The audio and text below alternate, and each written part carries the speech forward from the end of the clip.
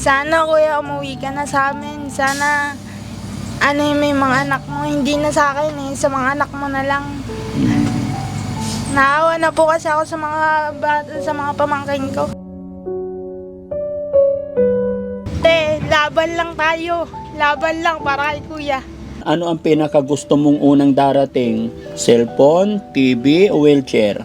Ang hiling ko po, umuwi na po yung kuya ko. Wala na po akong hiling. Umuwi lang yung kapatid ko. Umuwi lang po yung kapatid ko sa amin. Yun lang po hiling ko.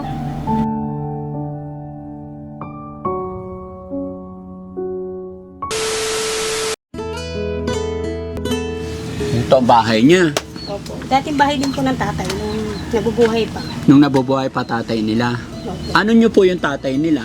Ano po, bali, biyanan ko po. Ano pangalan niyo ate? Rowena po. Rowena. Ilang taon pa si Nanay Rowena? Ano po, 41. May anak na po kayo? Opo, 3. 3. So, ang kapatid niya, asawa niyo, nawawala po. Ba't siya nawawala?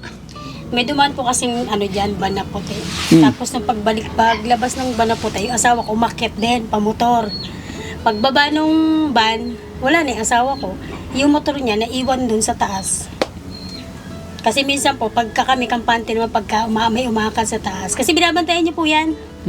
Balit, ano po siya, tenant po dito. Nagbabantay po ng quarry. Pagbaba po ng van, bali yung asawa ko, wala na rin po. Nakatumbay yung motor doon sa taas, sa quarry. Ilang buwan na nawawala? 5 buwan na po ngayon. April po yun nawala eh. Wala kayong balita hanggang ngayon? Wala po. Hanggang ngayon po, wala pa rin po. Mini-missing po namin. Missing na po yun sa Facebook. Sa Facebook na Tapos missing. pinablatan na po namin. Tapos pinapulis na po na. Yan, napunta po dyan yung mga pulis. Tapos may mga bala po ng basyo lang ng baril. Ay, doon sa pinangyarihan ng motor. Doon po sa tataas po, sa quarry. Paano ngayon yan, te? Ay, nay, wala yung asawa mo. Kaya nga po, tsagang buhay din siya. Meron naman sir na na nagsusuporta naman sa amin linggo-linggo. Wala ba kayong alam na kagalit niya? Wala naman po sir.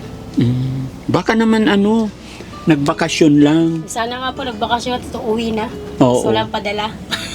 Ano pangalan ng asawa mo? Oliver po. Oliver Olano. Manawagan ka, ma'am. Ay, baka po yung Naiya po ka, naiya Sige lang po. Kasi po 5 buwan na po nawawala. Oh, yes, ma'am. Baka sakali makakilala. Or baka sakali maparinggan niya to. nananawagan po ako sa asawa ko nawawala. Baka po may makakita po sa kanya. Gawa naman po yung hipag ko. Mga anak ko po. Sana po umuwi na po siya. 5 buwan na po nawawala. Yun po. Kung sakaling nakikinig siya, Yun nga po. sabihin, Sakaling kausapin nakikinig mo. po siya. Oliver, umuwi ka na. Alang-alang sa mga anak mo. Sa kapatid mo, nalumpo. Nahirapan na nga po kami. Sa pang-araw-araw na Yun po. Sana umuwi na nga po siya. Kung buhay siya. O kaya kung wala na siya, sana umuwi po siya sa amin. Makita namin siya. Yun po. Mahirap po ng buhay namin yun. Anong hanap buhay nyo nung nandito pa yung asawa nyo? Ano po, nagkukwari po yun. Dalawang ano po yung binabantayan niya. Yun po, nakakaraos naman po kami sa pang-araw-araw nung nandito siya. Ngayon po, talaga pong mahirap. Kung nasaan po man siya, sana umuwi na po siya dito sa amin kung nasaan po siya. Kaya pala, paglapag namin doon kanina, tinitignan yung sasakyan namin. Si ate na isa, tinitignan niya yung plate number agad. Minsan po may nag-aabang po dyan sa may labas, di po namin alam po sino. Yan po yung kapatid niya, Lumpo. Lumpo. Ano pangalan niya? Bernadette po. Ate Bernadette, hello? Ay, makakausap na. Kumusta ka dyan? Mabuti po. Ito po malungkot kasi wala po yung kapatid ko. Pwedeng tumabi, Bernadette? Opo. Dito ka, ate. Tabi tayo. Ayan. Kumusta si Bernadette? Mabuti po. Ito po malungkot kasi wala po yung kapatid ko. Sana po kung napapanood niya po to, kuya, umuwi ka na. Miss ka na ng mga anak mo. Maawa ka naman. At sana yung kumuha sa kapatid ko, sana ibalik niyo na yung kapatid ko sa amin. Mahirap po na walang kapatid. Nahirap po na walang nag-aaruga sa amin. Naalalay sa akin bilang kapatid. Balibasa po, dadalo lang po kami magkapatid. Nasaan ang mama at papa mo? Wala na rin po, patay na po. Parehas. Patay na sila pareha. Opo. Ilang taon ka na, ate? 22 po. 22. Hindi po, magti-30 na po yun. Ay, magta-30 na siya. Opo. Since birth po yan? No po, maliit pa po siya. Okay. Paano yan? Wala na nagsusupport sa kanya, kayo na lang po. Ilang taon na po yung anak niyo, ate? Yung ano po, 3 po sila. Yung panganay po, 15. Yung sumunod po, 14. Yung bunso po, 12. Ikaw, ate, kumusta ka dyan? Okay ka lang ba dyan? Opo. Dito ka lang? Di ka nakakaalis? Hindi po, kasi po nasira yung wheelchair ko po. Ito Wheelchair? po, yung binigay din po yan ng vlogger, tapos hindi na po nagpupulo. Ah, may nagbigay sa yung wheelchair. Opo. Pag may wheelchair ka, nakagala ka. Opo. Hanggang sana inaabot ng gala mo, malayo tong Hindi kalsada. po, tinutulak po namin dito. Ah, Kasi ano niya po, yung sa pamangkin niya, dalaga po po. gusto mong maglabas-labas. Opo. Gusto mo magkaroon ng wheelchair. Opo. Ano yun, maliliit yung paa niya? Opo. Maliit pa po yan. Namimiss mo na yung kuya mo. Opo. Balibasa po, dadalo lang po kami. Ako po bunso. Ilang taon na yung kuya mo? Ano po, 39. 39. Opo. Ikaw 30. Opo, magti-30 na po nitong October. Nalulungkot ka, wala yung kuya mo. Opo. Mag-pray ka lang. Mananalangin ka ba? Opo. Yun na po ginagawa namin. Lagi kayo nagpipray. Opo. Hindi namin inakala mga kababayan, mga kabarangay. Paghinto lang namin doon, nagtanong lang kami. At ito, na sabi nila yung pamilyang ito, yung si Ate Bernadette na lumpo daw. Kaya ito pinuntahan namin dito. Bukod sa ganitong sitwasyon, ay pati pala ang kanyang kuya ay nawawala. Kaya yun ang hiling ng pamilyang ito na sana bumalik na yung kanilang kuya kung saan man ikaw nagpunta, kuya. Sana bumalik ka na alang-alang sa kapatid mo dahil ikaw yung inaasahan ni Bernadette, no Bernadette? Opo. Pero okay naman, yun lang ang sakit mo, yung hindi ka makapaglakad. Opo, yun lang po. Malakas naman kumain. Opo. Napag-aral ka naman. Grade 1. Ay, kinder lang po. Ay, kinder lang. Opo. Pero marunong ka na magsulat, magbasa. Basa po, konti lang. Pero pagsusulat po, konti lang din po pagsusulat. Kasi Paano po, yung pagkain mo dito araw-araw? sila taruan na lang po, yung hipag ko po. Yung kasama ko po lagi. Si ate, Opo. napakabait ng ate mo. No, Opo. hindi ka pinapabayaan. Init nitong bahay mo, mababa kasi yung bubong, no? Opo, pabagsak nga po eh. Napabagsak na.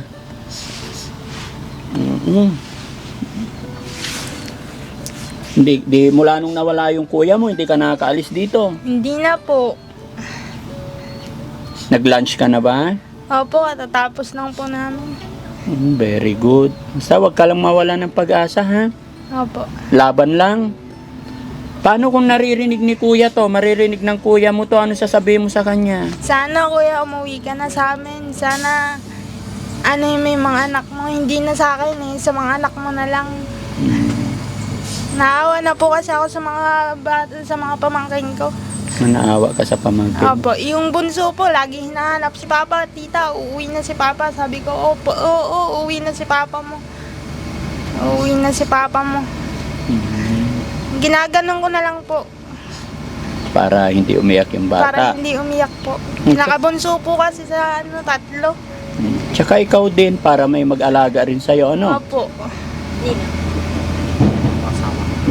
Ay, meron po.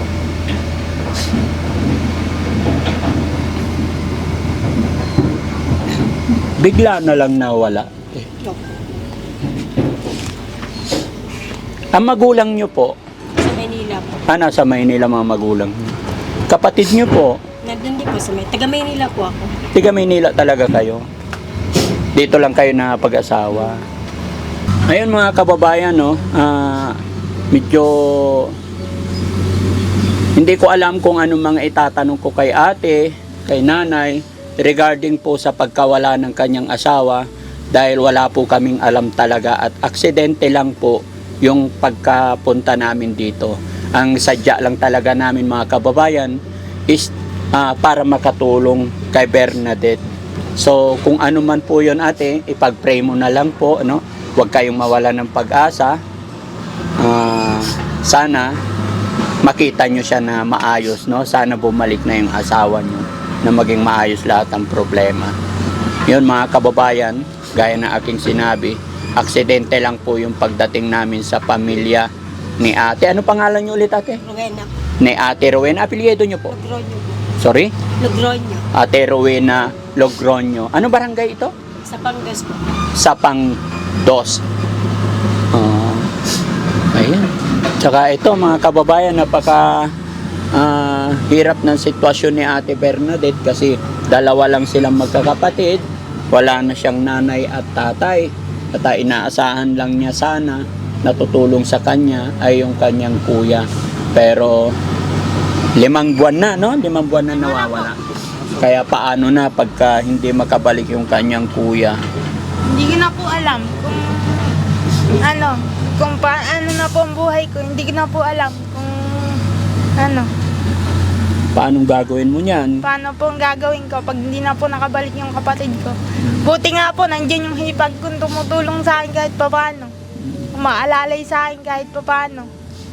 Kahit na makulit ako minsan, yun ang maalalay sa akin. Yung mga pamangkin ko, kahit pumapasok.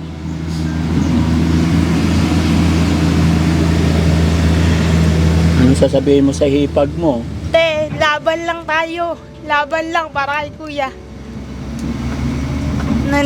Kung babalik siya sa atin, sana kompleto na tayo pag bumalik siya. Sana huwag mo ko pababayaan. Iyak ng ate mo eh.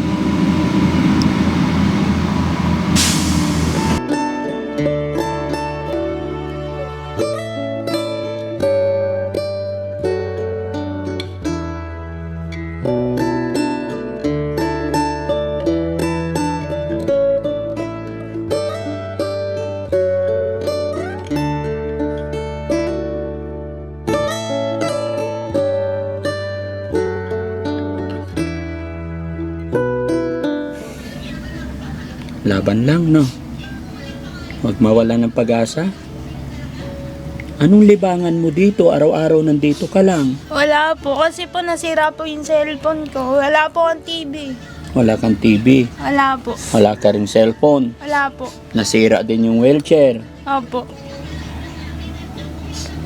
So ano ang pinakagusto mong unang darating? Cellphone, TV o wheelchair? Ang hiling ko po, umuwi na po yung kuya ko. Wala na po akong hiling. Umuwi lang yung kapatid ko. Nakaka-touch naman. Umuwi lang po yung kapatid ko sa amin. Yun lang po hiling ko. Matutupad yan. Huwag ka mawala ng pag-asa. Pag-pray mo lang kay God, ha? Apo. Walang imposible. Apo. Sa kay God lang tayo magtiwala. Apo. Hindi niya ibibigay ang problemang ito kung hindi natin malalagpasan. Sa ngalan ng Panginoon, araw-araw mag-pray ka. Apo. Lahat ng problema, isanggunin natin kay Lord. Apo. Siya lang lahat ang nakakaalam ng ito. Apo. No? Hindi ibibigay ni God ito kung hindi natin kayan lagpasan, ha? Apo. Yan. Kay nanay naman, ma'am, no? Iyak nang iyak si nanay. Nay, pwede ba dito ka, nay? Dito kasi. Upo ka dito. Okay lang. Tabi kayo? Sige po. Kaya natin yan. Oo, kaya. May masayahin si Ate Bernadette. Si nanay naman, anong masasabi? Naiyak sa ako, mababa kasi po ang luha ko. Okay lang po yun. Para makita nila, mapanood nila.